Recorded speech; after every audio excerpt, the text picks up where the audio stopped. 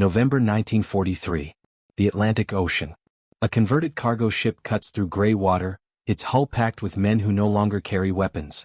German prisoners of war stand shoulder to shoulder on the deck, watching the horizon with hollow eyes. Some are teenagers. Others are veterans of North Africa, their uniforms still stained with desert sand.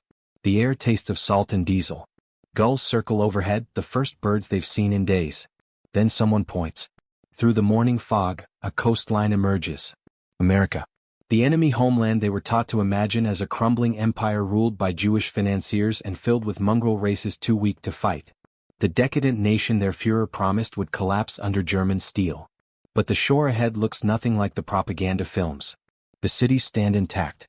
Industrial smoke rises from factories that never stopped running.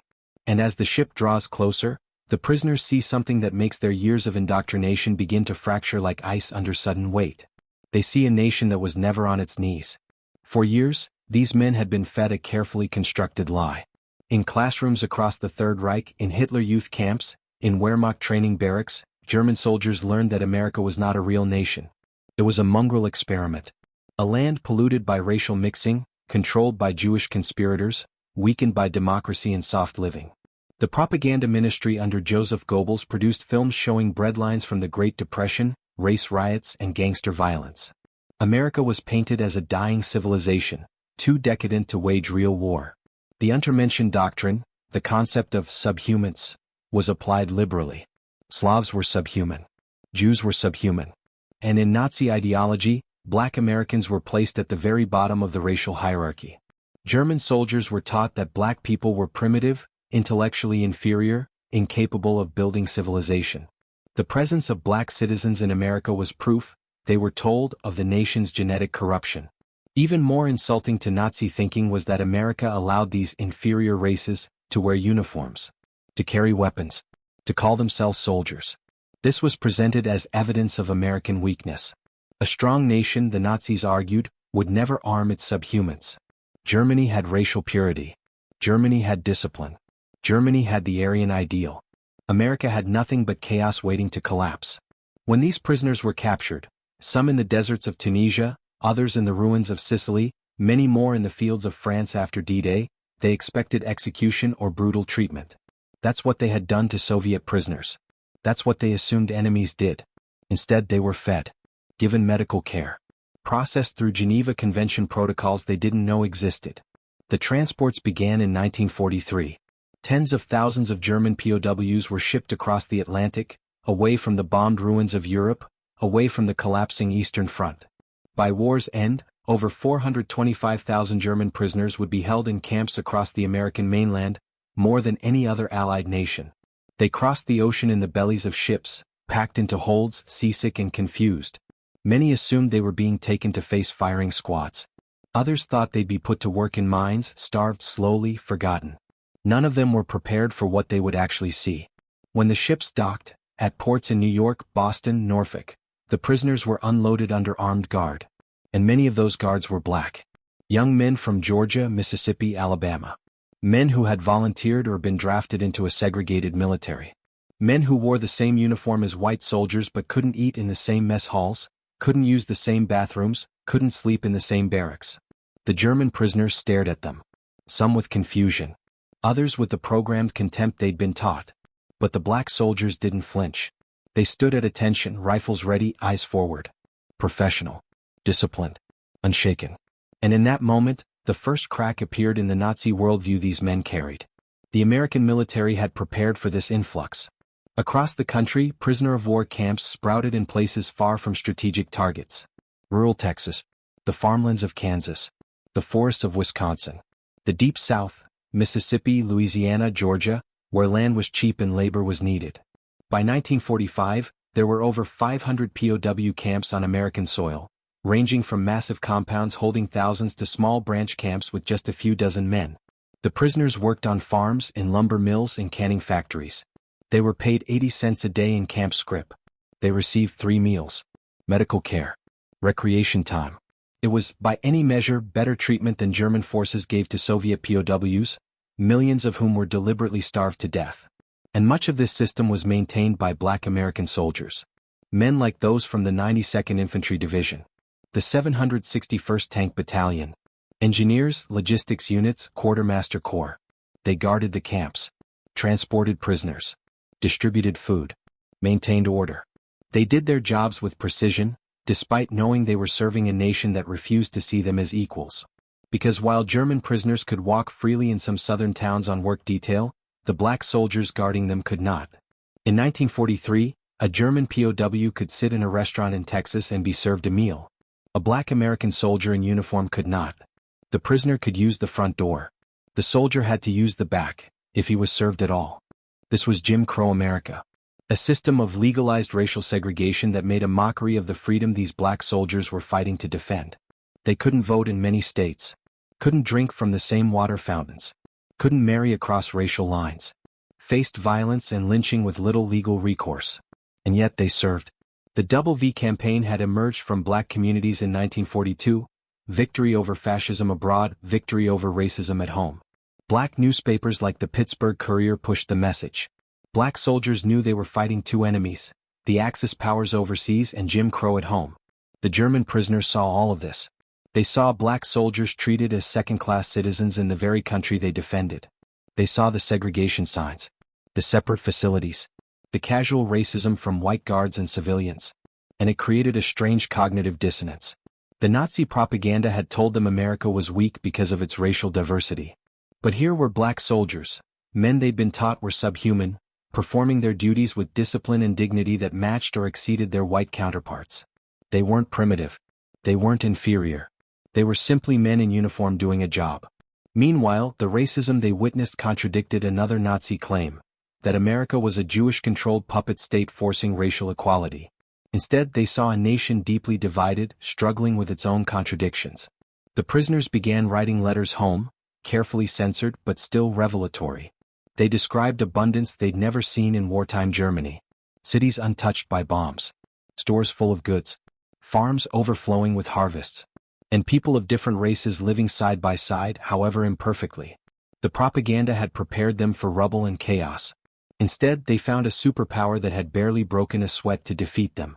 And standing watch over them were the very men Hitler had taught them to despise, men who had every reason to hate their German captives, yet treated them with more humanity than the Reich had shown its own victims.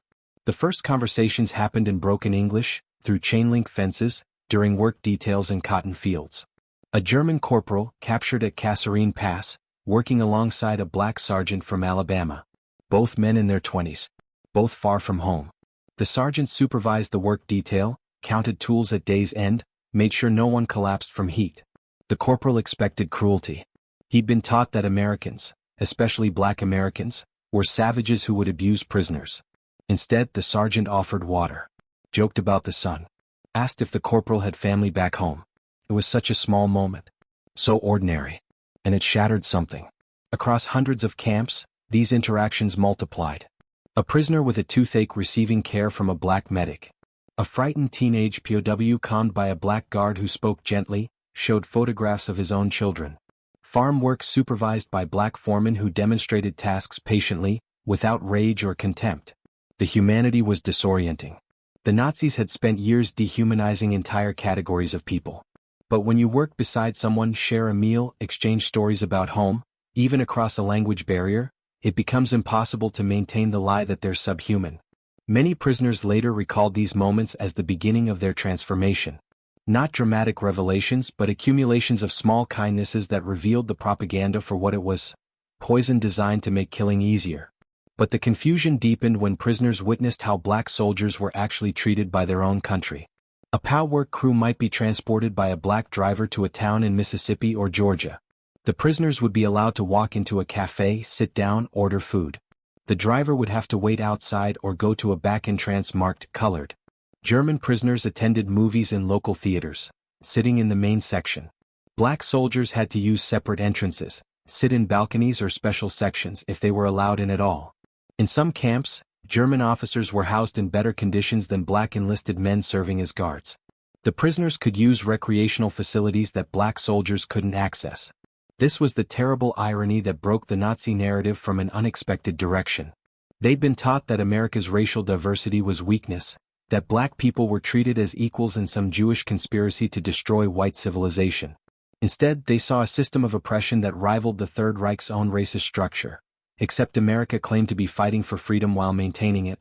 Some prisoners wrote in their diaries, in letters that camp censors sometimes caught, "How can they fight for democracy when this is how they treat their own soldiers?" But the more astute among them asked a different question. If black soldiers serve with such dignity despite this treatment, what does that say about what we were taught? The Nazi ideology required black people to be inferior. Yet here they were, performing complex military duties, showing discipline under pressure, maintaining professionalism in the face of injustice. The cognitive dissonance was profound. The meals told a story propaganda couldn't explain. Breakfast, eggs, bacon, bread with butter, coffee with real cream. Lunch, meat, vegetables, potatoes. Dinner, portions that would have fed a German family for days in 1944 Berlin. The prisoners gained weight. Their health improved. They received medical care that frontline Wehrmacht soldiers couldn't access anymore. Camp canteens sold cigarettes, candy, soap, razors. Prisoners earned scrip from their labor and could purchase goods that had vanished from German stores years ago. Some camps had sports equipment, musical instruments, even art supplies. This was supposed to be the defeated, decadent America on the verge of collapse. Meanwhile, letters from home described cities in ruins, rations cut to near starvation levels, families bombed out of their homes. The Reich that promised 1,000 years was crumbling after 12. The American war machine that Hitler mocked as soft had crushed Germany while barely rationing its own civilian population. Prisoners working in agriculture saw fields stretching to the horizon, mechanized, abundant, untouched by war. They saw factories running at capacity, producing weapons and goods simultaneously. They saw a nation that had mobilized without sacrificing its core prosperity. The propaganda had been exactly backward. Germany was starving while waging war. America was thriving while doing the same. The cruelest irony revealed itself in the small southern towns near the camps. A German POW work detail might stop at a general store. The prisoners, under guard, could enter through the front door. They could browse, make purchases, be treated as customers. The white townspeople might be cold, might glare, but they served them. The black soldier supervising the detail? He waited outside, or used the back door, or was refused service entirely. In some Texas towns, German officers on parole were allowed to attend local social events, dances, church gatherings. Black soldiers stationed nearby were barred from the same events. The prisoners could see movies, eat in restaurants, even date local women in some cases. Black soldiers faced arrest for trying to do the same. This paradox cut both ways. It exposed American hypocrisy, a nation fighting fascism abroad while maintaining racial fascism at home. But it also exposed the lie of Nazi racial theory. If black soldiers were truly inferior, why did America fear them enough to oppress them? Why did these men continue serving with honor despite being dishonored by their own country? Some German prisoners, especially those from working-class backgrounds, began to see parallels. The Reich's treatment of Jews and Slavs. America's treatment of black citizens. Different ideologies. Same hatred. Same injustice. Inside the barracks, at night, the debates began. Not all prisoners questioned what they'd been taught. Die-hard Nazis remained, enforcing loyalty through intimidation and violence. They beat prisoners who spoke positively about America. They maintained secret courts, punishing traitors who cooperated too willingly with their captors. But others couldn't maintain the faith. They'd seen too much. The evidence contradicted everything Goebbels had promised. America wasn't weak. Black soldiers weren't subhuman. The Jews hadn't destroyed this nation. It was powerful beyond measure. Letters home became acts of quiet rebellion. Prisoners wrote carefully, knowing censors read everything, but the subtext was clear: we were lied to. Some prisoners requested books, newspapers, educational materials. They wanted to understand how they'd been so thoroughly deceived. Camp authorities, recognizing an opportunity, provided anti-Nazi literature, documentaries showing concentration camp liberations, evidence of the Holocaust. Many refused to believe it at first. Propaganda, they said. Allied lies. But the evidence accumulated. The testimonies. The photographs. The math that showed millions missing. The ideological foundations, already cracked, began to crumble entirely. Camp Como, Mississippi. Summer 1944. A work detail of 30 German prisoners marched into town under the supervision of Sergeant Isaac Woodard, a black MP from North Carolina. The men needed supplies, work gloves, tools for the lumber mill. The detail stopped at a hardware store on Main Street. The prisoners filed inside. The owner, a white man in his 50s, watched them carefully but allowed them to browse. They selected items, paid with camp scrip, exchanged basic pleasantries in broken English. Sergeant Woodard waited outside in the heat. When the prisoners emerged, one of them, a former schoolteacher named Klaus Hermann, asked why the sergeant hadn't come inside. A white corporal guarding the detail shrugged. He can't. Store policy. Hermann looked confused. Then understanding dawned.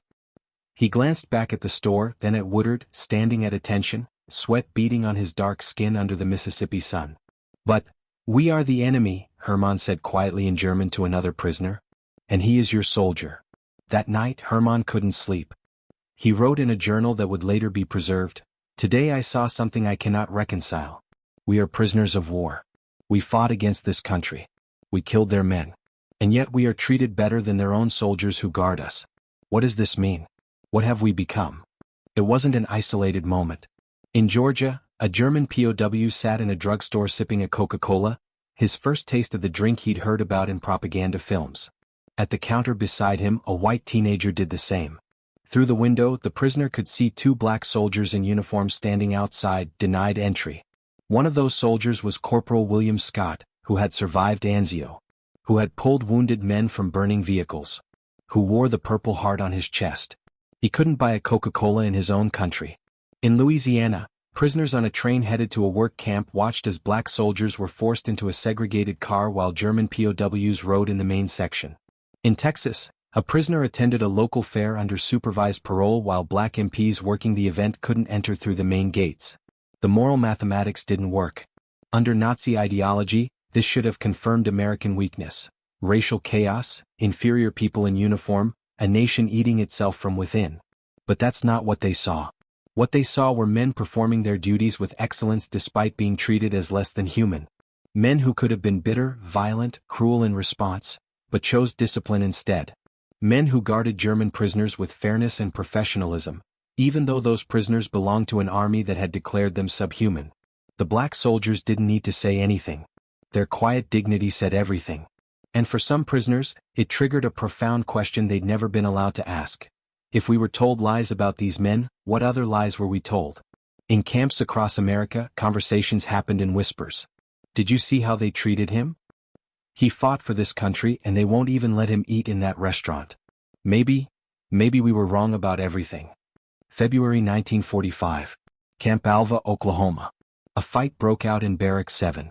Not between prisoners and guards. Between prisoners and other prisoners. A hardcore Nazi named Werner Drexler had been beating younger POWs who spoke favorably about their black guards. He called them traitors. Race traitors. Weak. Infected by American lies. He'd organized a secret tribunal in the camp, the kind that had killed prisoners in other compounds for collaboration. But this time others fought back. And some wrote letters of support. In 1963, a group of former POWs in West Germany published an open letter in Der Spiegel. "We were your enemies once. We believed terrible lies about you. But some of you showed us the truth through your dignity and service. Now we watch as you fight for rights we took for granted. We stand with you." The irony was profound and painful. Nazi prisoners had been granted more immediate freedom in 1940s America than black Americans who had defended it. German POWs could testify decades later to witnessing racism so normalized it shocked even men indoctrinated by Hitler. Their testimonies became historical documents. Interviews conducted in the 1980s and 90s preserved their memories. "We thought we were the superior race," one former prisoner said. "Then we saw how your country treated its black soldiers, and we realized superiority was just another word for cruelty." Another recalled, "The guards were professional, fair, even kind. I could not reconcile this with what I'd been taught. It broke something in me, the belief that some people are worth less than others." These confessions didn't absolve them. They had still served the Reich, still participated in a war of extermination. But they documented something important. Hatred is learned and can be unlearned. Even those marinated in Nazi ideology could be reached by simple human contact. The recognition black soldiers deserved came slowly, reluctantly.